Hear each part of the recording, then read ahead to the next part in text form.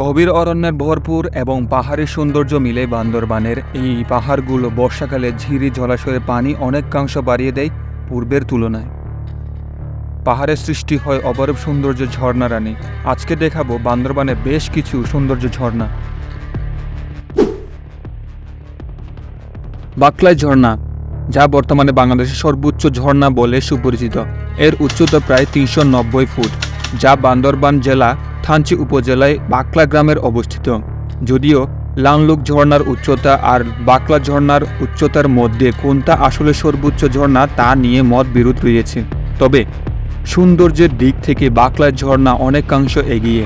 ট্রাভেলার্সদের কাছে অপরিচিত একটি গ্রামের নাম বাকলাই। ক্রেকদং থেকে তাজিংডং যাওয়ার পথে অনেক বছর ধরে ট্রাভেলার্সদের সুপরিচিত আশ্রয়স্থল এটি।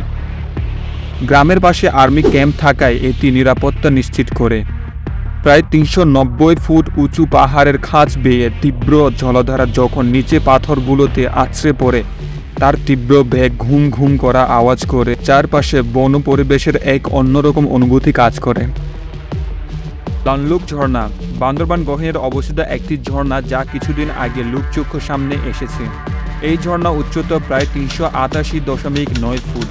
মূলত গভীর জঙ্গলের দুর্গম পথ আর লোকালয়ের বেশ বাইরে থাকার কারণে খুব কম মানুষের চোখে পড়ে। চারদিকের ঘন জঙ্গলের ঘেরা উঁচু নিচু আঁকা বাঁকা পথ ও বিশাল বিশাল পিছল পাথর পেরিয়ে লাংলুক বা লিলুক ঝর্ণা দর্শনের সবাই মুগ্ধ হয়ে যাবে এবং ভুলে যাবেন সব ক্লান্তি। এটি থানচিতে অবস্থিত। এই ঝর্ণার পাশে একটি বাদুড়ের গুহা থাকায় যার নাম লাংলুক ঝর্ণা।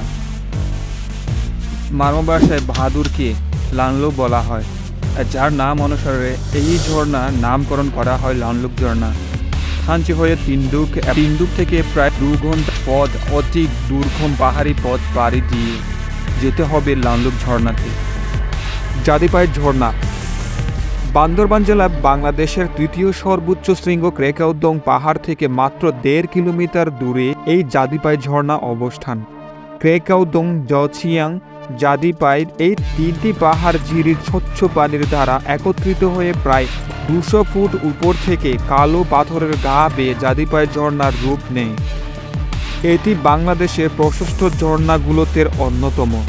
ঝর্ণার চারপাশে ছড়ানো আছে সবুজের মোড়ানোর পাহাড় এবং প্রাকৃতিক নির্মূল মাদকতা, যার বুক চিরে সশব্দে বয়ে চলার জাদিপাই আপন ভাব দ্বারা বান্দরবানে ঝর্ণারানির রূপের প্রবাহমান।